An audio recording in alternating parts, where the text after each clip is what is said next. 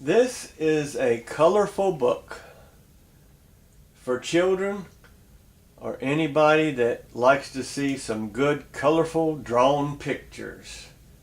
And that's what attracted me to the book. This book is called Franklin's Big Dreams. And here we go.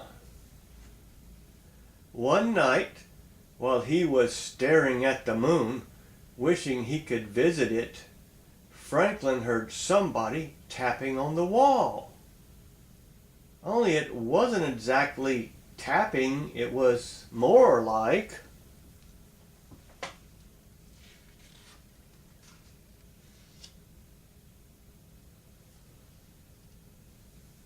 "What are you doing?" said Franklin to the man with the sledgehammer. "You're supposed to be asleep," exclaimed the man. "Maybe I would be asleep," said Franklin, "if you hadn't have busted through my wall." The man looked perturbed. He scratched his head. He checked his watch. He looked at his plans. "Are you going to sleep any time soon?" he asked. "I don't think so," said Franklin. "Well, I haven't got all night," said the man. "Coming through." "Through my bedroom?" said Franklin. "Yep," said the man. "Watch your elbows."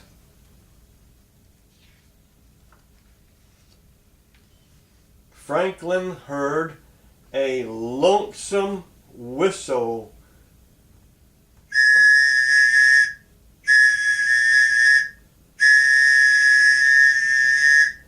A light glowed in the distance.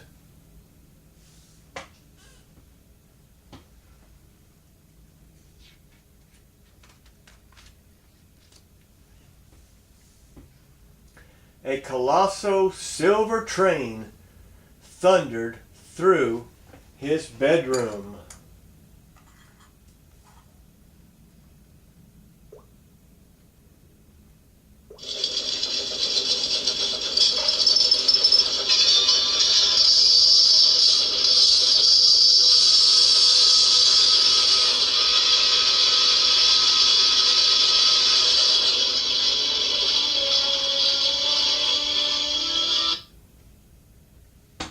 As its windows flickered past, Franklin recognized the checkout lady from the grocery store, the mailman, and his dentist. And in the last window of the final car, Franklin saw the back of a little boy's head. Something about it seemed familiar. Franklin wished he could have ridden that train.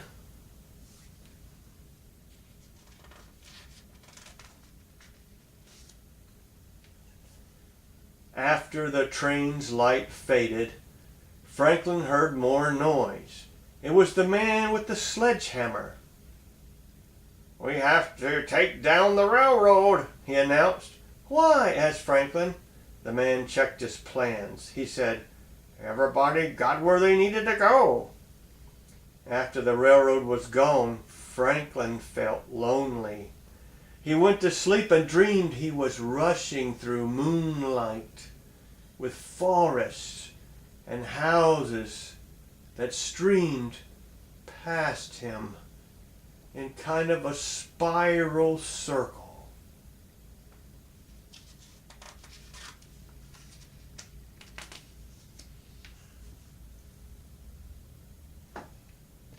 Things were quiet. Yes, they were quiet for about a week. But then the following Tuesday, Franklin heard a scratching on the roof. Only it wasn't exactly scratching. It was more like...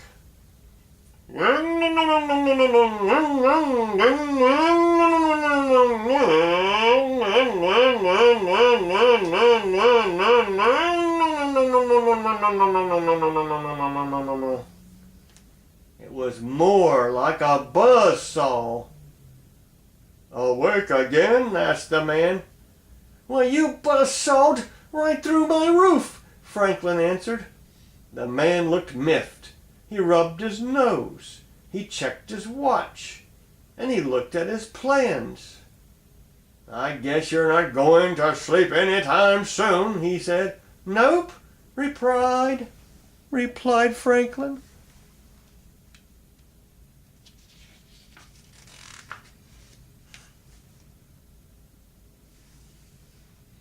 "Well, I haven't got all night," said the man. "I'm coming through." "Again?" asked Franklin. "Just keep your head down," said the man. Franklin heard a roaring noise as a light glowed in the distance.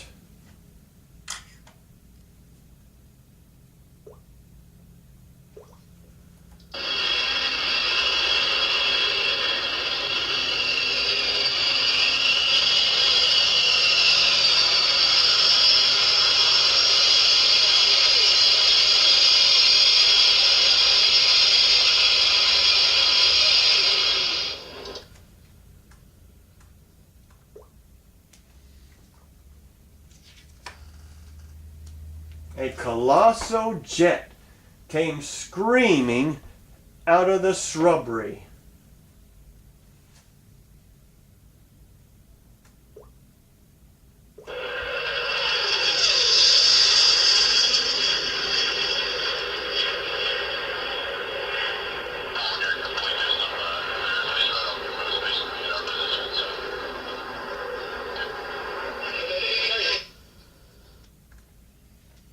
Just as it got to Franklin's bedroom, it took off. As the jet's little oval windows flickered overhead,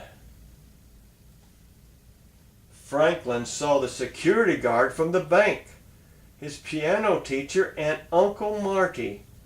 And in the very last window, there was that little boy's head. Franklin thought possibly he recognized the cowlick as the plane rose into the evening sky. Franklin wished he could go along too.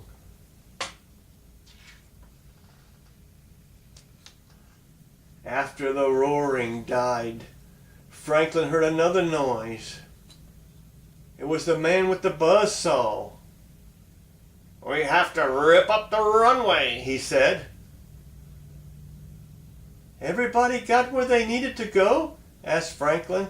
The man checked his plan. "Looks that way," he said. After the man and his crew left, Franklin felt lonely again. He went to sleep and dreamed that he flew so high he found 12 new stars.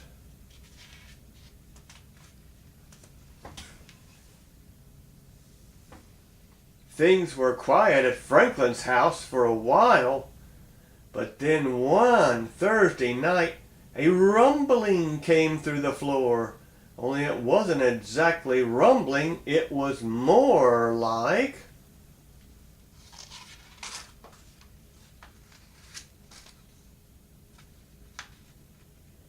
"Now what?" Franklin asked the man with the sledgehammer. "Canal," said the man. "Through my bedroom?" Franklin nodded. "How'd you guess?" the man said. "Tuck your toes." "Come on, boys, come on. Let's get her done. Let's get this boat through the canal."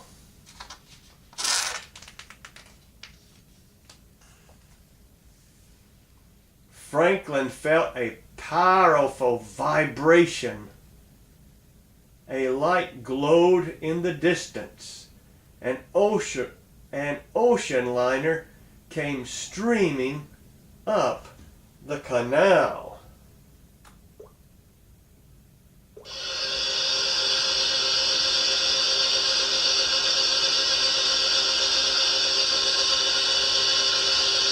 Waving at him over the rail was his mother's boss, the school bus driver, and the guy from across the street who wore a Hawaiian shirt even in December. How fun! How fun in Oahu! Franklin shouted. Thanks, yelled the guy. Leaning against the bow rail was a kid whose ears stuck out in a memorable way. As the ocean liner disappeared into the distance, Franklin wished he was on it.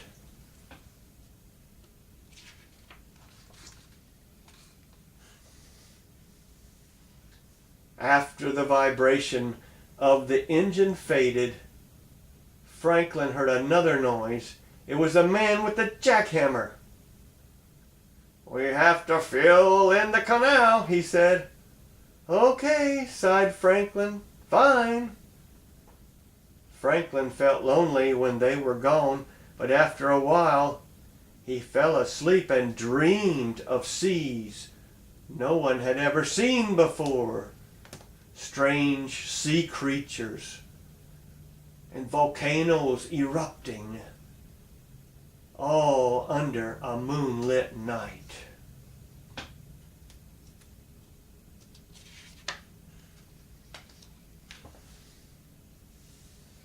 The next morning, the very next morning,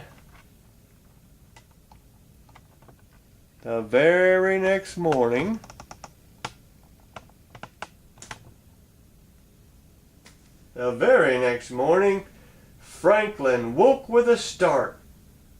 Wait a second, he said.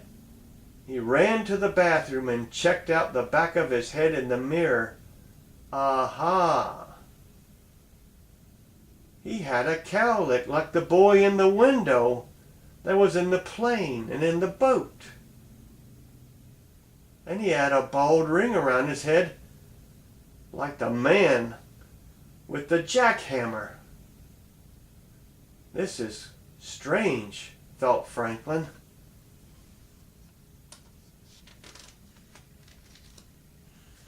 When the man returned, the moon was full outside Franklin's window. I figured out what's going on, said Franklin. Nobody knows how this works, the man said. Well, I do, said Franklin. There's a place I've always wanted to go.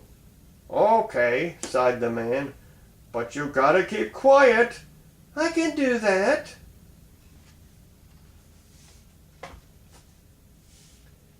Then Franklin closed his eyes and wished real hard. When he opened them, the man was gone, and to the left, he saw a strange purple door. It must be a secret room, said Franklin. When Franklin opened the door, he looked with amazement. This will take me where I wanted to go, said Franklin. Inside, there was a rocket-powered spaceship. Franklin climbed into the cockpit and looked over the controls. I know how to fly this one, said Franklin. So he turned on the power, and all the lights came on.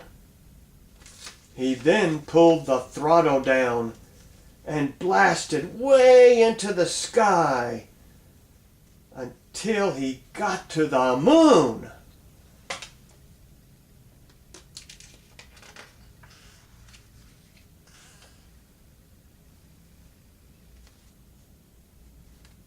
And then, as he got close to the moon, "There's my dog on the moon," said Franklin.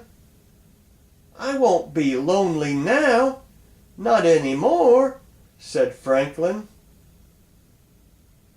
And so ends the story of Franklin's big dreams. And this book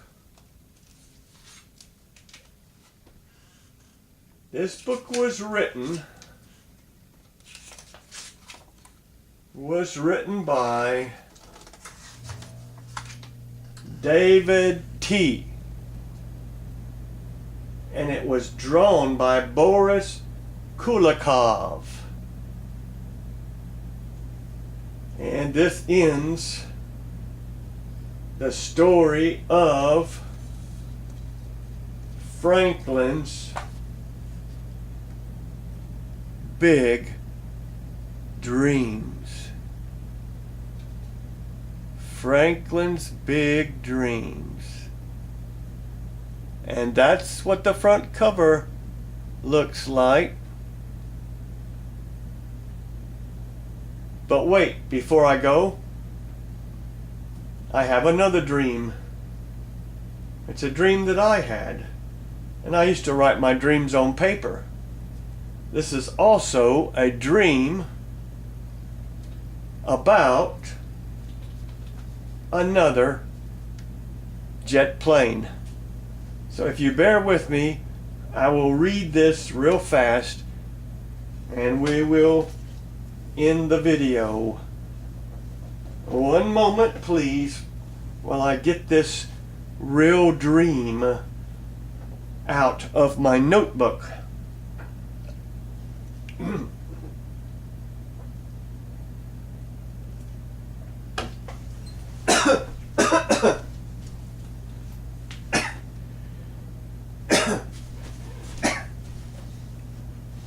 Okay, here it is, if I can read it. It's funny how everything wrong happens. Okay. This is called Clay's Big Dream.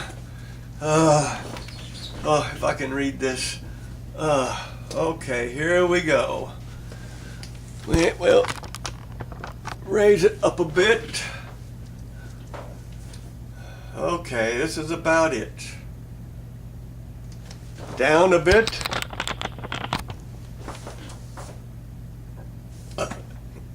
And there's the notebook. And give me 1 minute while I stop coughing.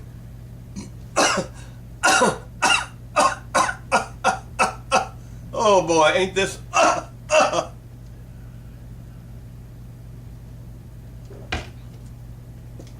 Okay, here we go. Okay, I would like you to imagine this story in your head. There is no pictures. Just imagine it in your mind. You can look at me reading the story or just imagine it in your mind. So here it goes. Won't take long. I dreamed about being in a jet plane with a pilot and 2 passengers. It was a small jet plane.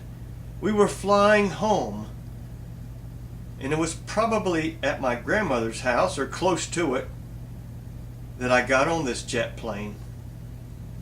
The pilot was supposed to teach me how to fly halfway through the trip. That's what he was supposed to do. He was supposed to do that, but did he? Let's see. I noticed that the ground was getting closer and told the pilot. He grumbled about not wanting to fly the plane. I'm sick and tired of flying this jet plane. I ought to just parachute right out of here. Then I saw the houses were higher than us, and the pilot was going to land in an open parking lot belonging to stores. There was also an open auction going on toward the end of the lot, a big wooden platform where the auctioneer was calling out. Selling? What was he selling? He was selling cars. Hey, what have you? Give me $1,000, thousand. How about 1,500? Hey, going, what's going, twice going to the man with the blue hat. $1,500. Will I have 1,700? 1,700. Will I hear 2,000? How about 2,200? Sold to the man with the black hat. Yes, He was auctioning off cars. Just then, we hit the ground. Boom! As it started to rain.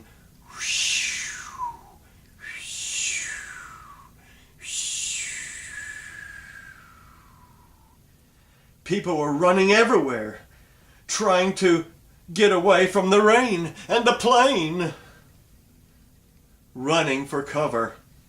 The pilot left the controls with the plane still coasting down the lot. He did just what I feared. The pilot jumped out of the plane and it was still going down the parking lot. And we were about to crash. What could I do? I don't know. He didn't show me how to fly the plane. But I managed to crawl over the seat and into the cockpit. And to bring the plane to a stop, I pulled the steering wheel up and I got that plane to stop right before we hit a house. I looked out the window and I saw it was still raining, still raining. Look at that, wow. I don't want to get out in that. Maybe it's better just to stay in this here plane. So it was still raining, and it was raining hard, very hard. I thought about what I was going to do to get home. How will I get home? I don't know. I didn't know how to fly the plane, and the pilot was gone. I turned on the radio and keyed the mic. Chris, come in, Chris, can you hear me, Chris? After a long pause, Chris answered and said, "What took you so long to call?" Before I could answer, I woke up, and that solved the problem. I was back at home because I woke up from the dream. And that's how I escaped that plane and got home when I didn't know how to get home. I woke up. And Chris was a guy I used to work with at work. So that's why I said, "Chris, come in, Chris." He was a boss at work. And they used to use radios at the auction and talk to each other. So I was using the radio on the jet plane, trying to call Chris to come help me get out of this plane. So that ends my dream. That ends Franklin's big dream. And this ends another book by Clay Hammock. So long, and I shall have to turn the camera off. So goodbye.